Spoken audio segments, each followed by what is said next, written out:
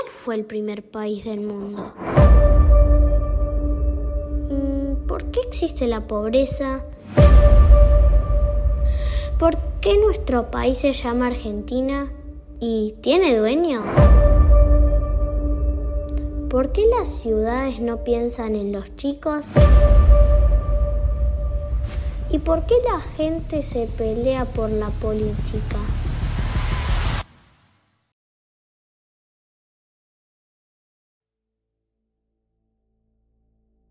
Cuando una pregunta te desarma todo.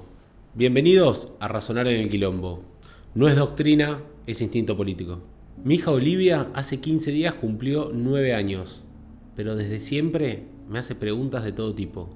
De política, de plantas, de la vida, de los países. Y su hermana más chica, Faustina, que tiene 5, hace un tiempo también se sumó. Y la verdad es que me tienen todo el día al trote.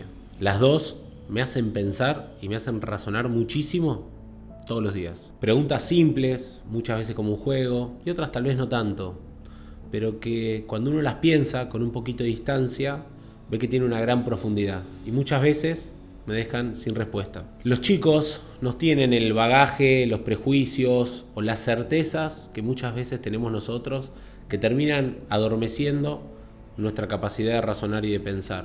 Ellos y ellas tienen una cabeza limpia para hacer todas esas preguntas y permitir que el mundo las sorprenda. Hoy respeto mucho más las preguntas correctas que las respuestas, porque es muy difícil hacer las preguntas que realmente necesitamos. Vivimos en una época de certezas, una época de verdades absolutas, donde tenemos un montón de información al alcance de nuestras manos. Inteligencia artificial, los reels, los expertos, todo el mundo sabe por qué suceden las cosas, pero casi nadie se anima a hacer las preguntas correctas. Este capítulo vamos a razonar desde las preguntas, porque preguntar no es ignorancia. Preguntarse es el principio del pensamiento. Hay preguntas que nos enseñan a pensar. Muchas de estas preguntas de los niños, en este caso de mis hijas, la verdad que te incomodan. Cuando vos pensás con su inocencia que preguntan ¿cuál fue el primer país del mundo? ¿Por qué existen los pobres? ¿O por qué la gente se pelea por la política? Uno entiende a decir, porque es obvio. Bueno, obvio no es nada. Hay que pensar desde esas preguntas.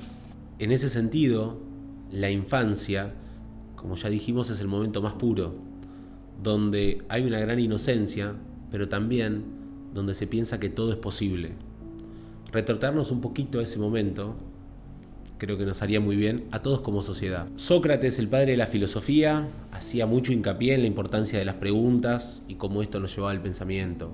Rousseau hablaba de la capacidad de asombro que tenemos que tener las personas para poder pensar. En un país como Argentina, que está tan lleno de certezas, tan lleno de grietas, tan lleno de enojos, tan lleno de Boca River, poder recuperar ese instinto de estar pensando y de entender que tenemos que tener un poquito de capacidad crítica, más allá de las banderas y las remeras que tengamos cada uno, de recuperar ese momento de asombro de los chicos, nos haría muy bien para construir un país diferente de cara a lo que viene. Vamos a aprovechar para tratar de responder a alguna de estas preguntas que me hicieron mis hijas para que este ciclo pueda servir.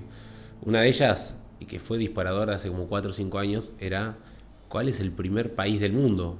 Algo que se lo podemos hacer a cualquiera y nadie lo va a saber responder, por lo menos intuitivamente.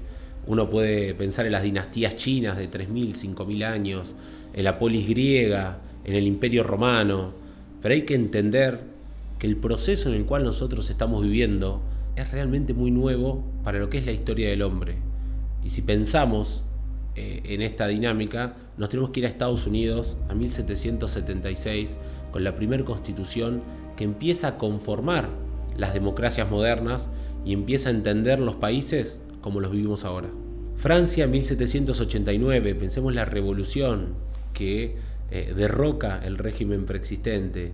Libertad, igualdad, fraternidad son bases de las democracias modernas. Pensemos que Argentina nos conformamos como país entre 1810 y 1816, hace 2 minutos. Países tan importantes como Italia, a fines del 1800 logran consolidar su territorio y consolidarse como nación. Estamos hablando de menos de 150 años. La dinámica de vivir en democracia, con estas reglas y en países, como me preguntaba mi hija Olivia, es algo realmente nuevo, novedoso, y así todo tenemos una parte poco significativa de la cantidad de gente en toda la Tierra que vive bajo democracias. Hoy menos de un tercio. Benedict Anderson, un gran teórico, decía: las naciones son comunidades imaginadas. Y Hobsbawm hablaba de las tradiciones inventadas. Un país no es algo dado, es un acuerdo colectivo. Es decir, somos nosotros, con nuestra idiosincrasia, con límites geográficos que nos ponemos de acuerdo con otros que están un poquito más lejos y que vamos buscando un sentimiento de pertenencia. Argentina también nació de una pregunta: ¿por qué tenemos que seguir obedeciendo a un rey si nosotros podemos ser soberanos e independientes? Esa pregunta abrió en nuestro país un camino. En 1810 la Revolución de Mayo, en 1816 la independencia de Tucumán, hasta llegar a 1853 con nuestra primera Constitución Nacional.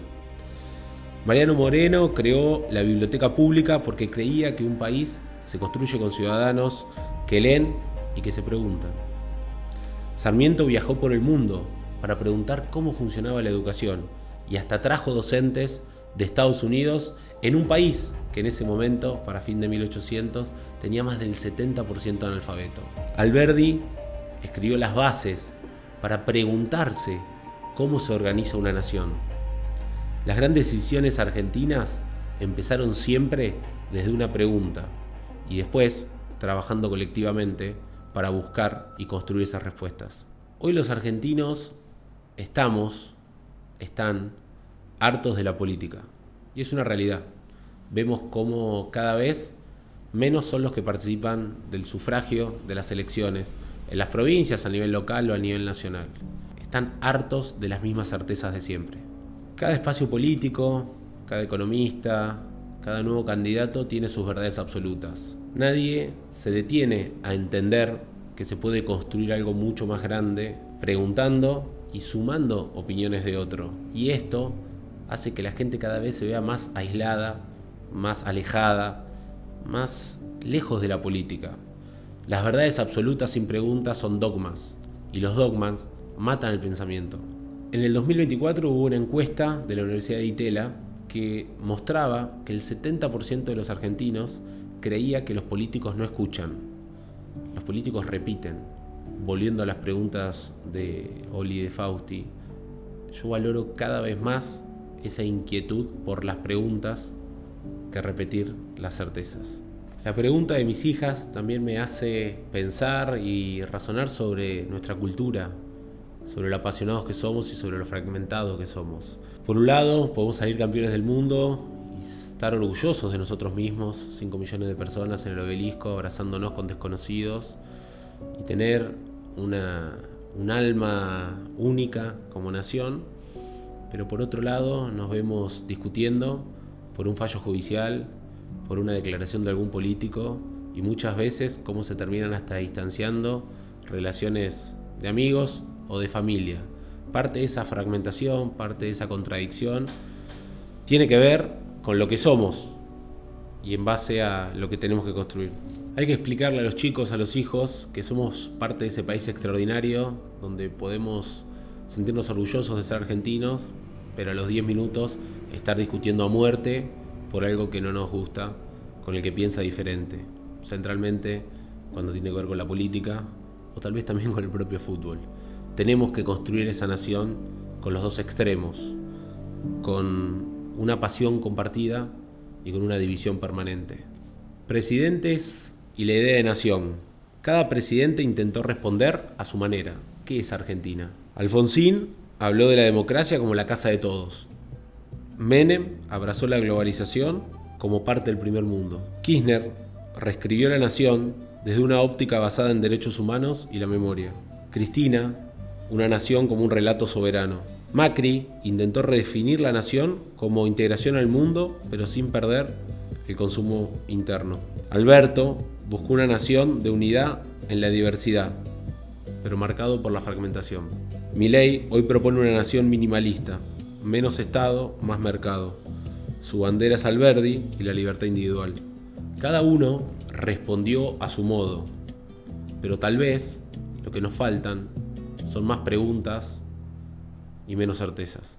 Muchas veces ante estas preguntas y no saber las respuestas, no me siento torpe o incómodo. Al contrario, siento un alivio o una búsqueda de salir a construir esas respuestas a esas inquietudes. Las preguntas sean de mis hijas o sean de prepararme para cualquier cosa del trabajo o de la política. Creo que tenemos que volver a esas bases. Tenemos que corrernos del lugar de repetir respuestas, de repetir reels, de repetir frases que pueden sonar muy rimbombantes, pero que cada vez nos van acotando más nuestra capacidad de razonamiento y nuestra capacidad de poder interpretar las complejidades que tiene el mundo y las complejidades que tiene nuestro país. Necesitamos muchas más preguntas y menos certezas. Argentina nació de una pregunta, creció con dudas, se divide por las respuestas, pero solamente vuelve a encontrar el norte cuando se pregunta ¿qué quiere ser? Las respuestas cambian, pero las preguntas perduran. Por eso, preguntar es el primer acto de libertad. Y quizás en las preguntas de nuestros hijos está la mejor versión de esa Argentina que todavía no pudimos escribir. Papi, ¿y vos qué querés ser de grande?